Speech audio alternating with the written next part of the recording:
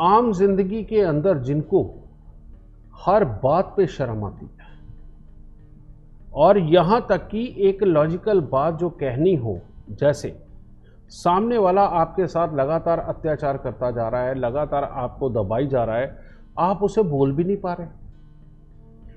सामने वाले से आपने पैसे लेने हैं और उस वक्त मदद करी थी जब उसकी पूरी दुनिया में कोई मदद नहीं कर रहा था, वो उल्टा आपके ऊपर एहसान टिका रहा है। कोई भी काम कर रहा है तो आपके ऊपर एहसान टिका रहा है जी, समझे। फिर आप देखते हो, रिश्तों के अंदर देखते हो कि आप अपनों को ही सब कुछ खिला रहे हो, पिला रहे हो, उनको चला रहे हो, उनकी हर जगह मदद कर रहे हो, हर जगह, लेकिन जब वो कड़वेपन पे आते हैं आप उन्हें कुछ बोल ही नहीं पाते, समझे। इतनी शर्म, समझे। और फिर घर के अंदर बच्चे दुखी कर रहे हैं, बच्चे रास्ते भटक रहे हैं, कई कुछ है, आप उनको खुल के कुछ बोल ही नहीं पा रहे, समझ गए ये चीज। फिर उसके बाद में आप दुनियादारी के अंदर सारा काम, ये तो बहुत सारे लोगों की शिकायत है कि वो कहीं पे काम कर रहे हैं, जॉब कर रहे हैं, बिजनेस कर रहे हैं, लेकिन उन्होंने अपनी संस्था को बढ़ाने के लिए जितना जोर लगाया, दिन रात एक कर डाली, एक प्लानिंगें बनाई, सोए नहीं, कर करा के उन्होंने बढ़ाया, लेकिन जब क्रेडिट लेने की बारी आई तो अपनी बात कहीं रख ही नहीं पाए, किसी को बता ही नहीं पाए, किसी को समझा ही नहीं पाए, बस अपने सीनियर से आगे अपनी बात पहुंचाने में असमर्थ रहे, सिर्फ इस कारण से कि कहीं आपका सीनियर बुरा ना मान जाए। तो बेटा इतनी शर्म वाले बुद्ध को आप क्या कहोगे? शर्मीला बुद्ध, ये होता है शर्मीला बुद्ध। और ये बुद्ध एक तरफ तो बहुत अच्छा है कि आपको प्लानिंग बनवाता है, मेहनत करवाता है और एग्जीक्यूशन करवाता है जब तक आप खुद से काम कर रहे हो, लेकिन जैसे ही दूसरे लोग कोई सामने आते हैं, उनके साथ जुड़ते हैं, तो बेटा वहाँ शर्म के अंदर मरता चला जाता है, उनको कहने वाली बातें भी नहीं कह पाता ना। यहाँ तक कि जो बातें आपको पसंद नहीं है वो भी अगर सामने वाला बोल रहा है तो आप उसे ये भी नहीं पलट के बोल पाते कि यार मेरे को ये बात पसंद नहीं है, ठीक है। तो इसीलिए इसका नाम रखा शर्मिला बुद्ध, ठीक है जी। फिर इसके बाद में जो बुद्ध का सीन शुरू होता है वो बहुत खराब वाला होता है। लाल किताब में बुद्ध के लिए कहा गया है कि जानवर और इंसान में एक बहुत बड़ा फर्क होता है, और वो फर्क होता है भाषा का, जुबान का, बोलने का, ठीक है। अब वहाँ पर जो हमारे लिखने वाले थे उन्होंने क्या लिख डाला कि बोलचाल में खराबी होगी। अब आदमी तो कंफ्यूज हो गया कि बोलचाल में क्या खराबी होगी, क्या तोतला होगा, अटक के बोलेगा, बहुत तेजी से बोलेगा, क्या करेगा ना। बोलचाल में खराबी के मतलब ये होते हैं बेटा कि ऐसा इंसान कड़वा बोलेगा, किसी का मन नहीं रखेगा, किसी को बुरा लगता है तो लगता रहे, परवाह नहीं, अपनी बात बोलनी है, ठीक है। बुद्ध खराबी पे हो, आदमी अपने जीवन साथी को तो कभी सुखी ही नहीं रखता, क्योंकि बुद्ध और शुक्र एक ही है जी, समझ गए, दोनों का मेल है, समझ गए। और जब बुद्ध खराब होता है तो शुक्र ऑटोमेटिकली खराब होता है, यानी कि उसने जीवन साथी को, चाहे वो औरत हो चाहे वो आदमी हो, उसने उसको खराब ही खराब रखना है, ठीक है। अब उसने सारी जिंदगी अपने जीवन साथी में, अपने घर वालों में, सब में कमियां निकालनी है, और जहां काम करता है उनमें कमियां निकालनी है। लेकिन एक्चुअली में ऐसा बेशर्म बुद्ध कि जिसमें अपने अंदर कमियां भर भर के, ना उसने टाइम पे उठना है, ना टाइम पे उसने कोई काम करना है, उसे 2 काम दे दो उसमें से कई भूल जाने हैं, हर काम पे डिले करना है, होने वाले काम को भी डिले करके करना है, समझ गए।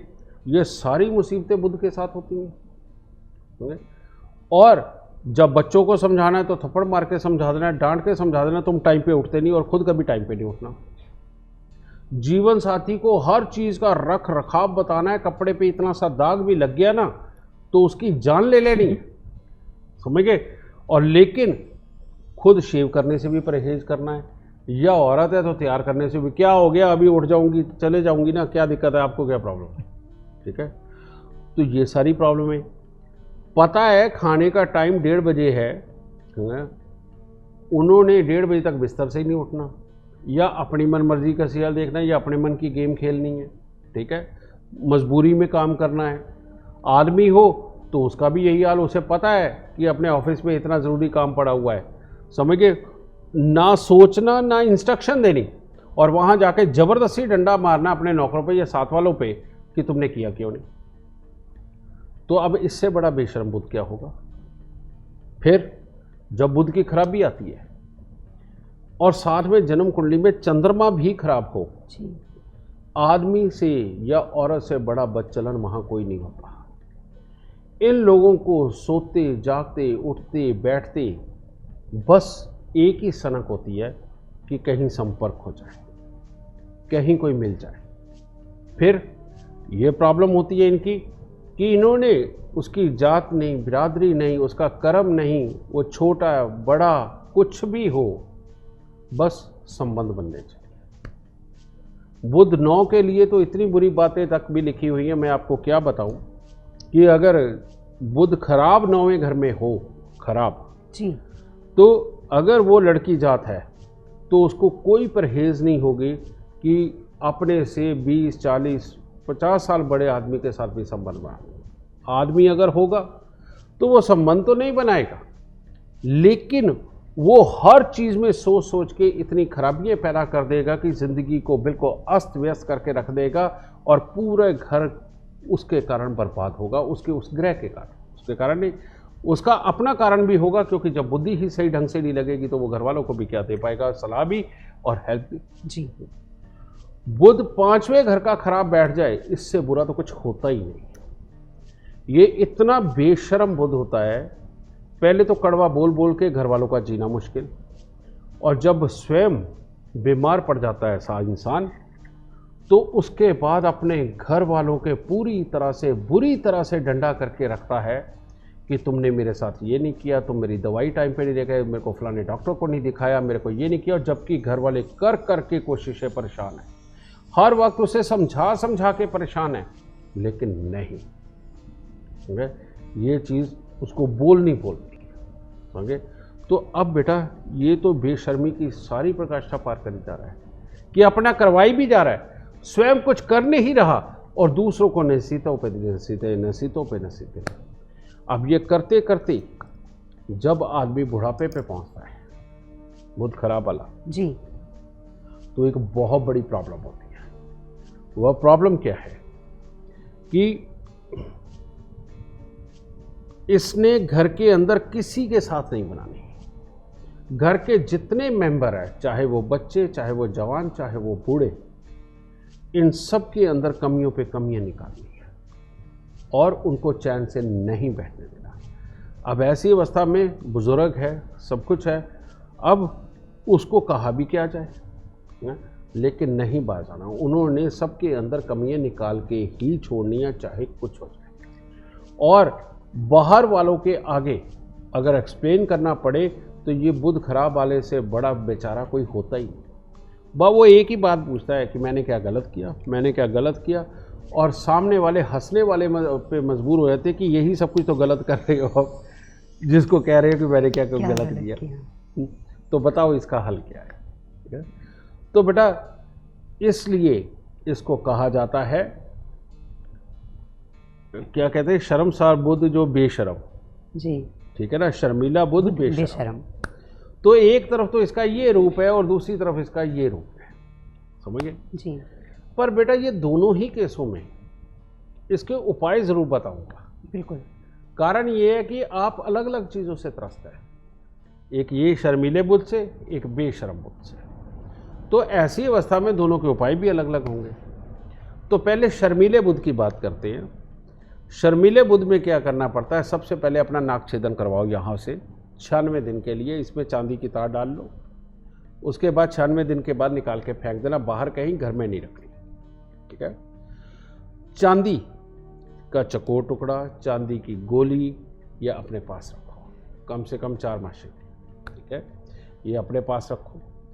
उसके बाद में अपने घर से शंख, सीप, कौड़ियाँ, ढोलकी, तबला, सितार, guitar, money plant, rubber plant, तुलसी और बढ़ने वाली बेल, इन सबको हटा दो। घर के अंदर जितनी मर्जी बड़ी लाइब्रेरी हो और कितनी पुरानी किताबें हो बेटा, वो आपको घर से निकालनी पड़ेंगी।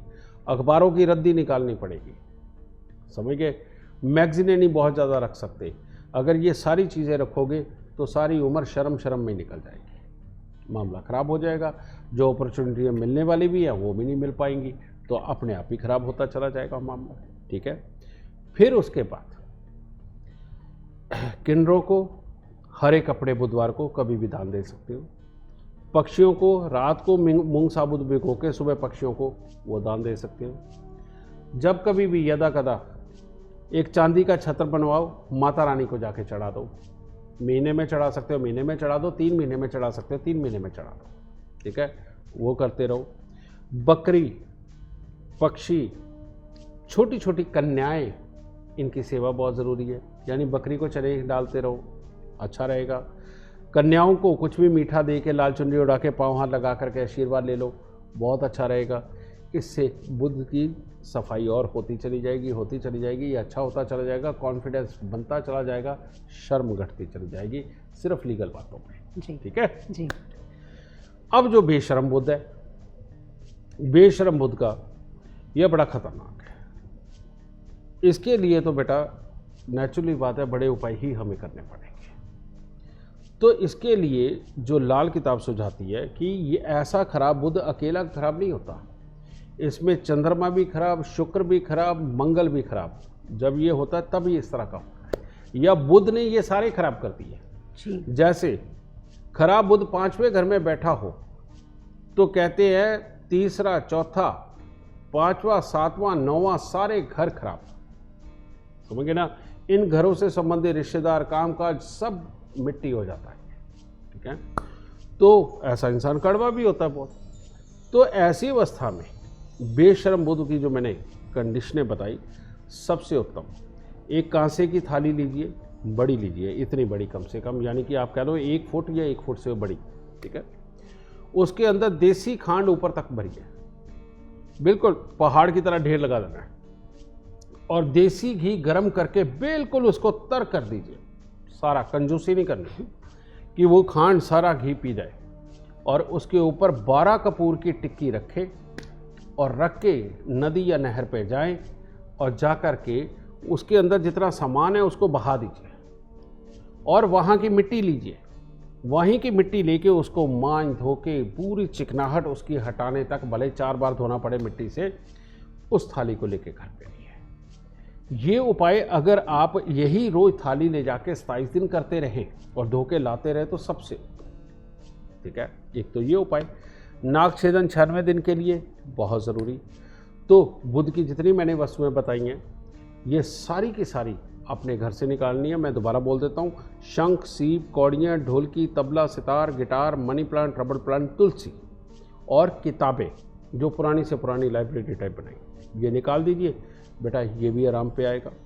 फिर इसके बाद में ऐसे लोग ना बकरी पाल सकते, ना भेड़ पाल सकते, ना तोता पाल सकते हैं, समझ गए। पक्षी किसी तरह के नहीं पाल सकते, अगर पाला तो जीवन के अंदर हाल बहुत खराब करेंगे, ठीक है। फिर इसके बाद में ये लोग खास तौर पे इनके घर की, अब हर कोई कहता है भाई उत्तर की तरफ से आने वाली हवाएं बहुत अच्छी है ना। ऐसे घरों में अगर उत्तर की तरफ में कोई खिड़की ऐसी रख दी है, दरवाज़ा ऐसा रख दिया जिसके ऊपर कांच ही कांच लगा हुआ है, बेटा उसे परमानेंट स्टॉप करना बहुत ज़रूरी है, वरना ये बुद्ध और ख़राब पे ख़राब होता चला जाएगा। तो इसलिए नॉर्थ की हवा को वहाँ से बंद करिए, कांच वहाँ से हटाइए, हरे रंग के कर्टन हटाइए वहाँ से, पेड़ पौधे नहीं लगाने उस साइड के अंदर, ठीक है। ये सारे बुद्ध खराब वाला जितने पेड़ पौधे पालेगा उसके जीवन में उतनी बड़ी तकलीफें पैदा होंगी, समझ गए। लेकिन जो मैंने शर्म वाला बुद्ध कहा है उसमें पाल सकते हैं, बेशर्म वाले में नहीं पाल सकते, ठीक है।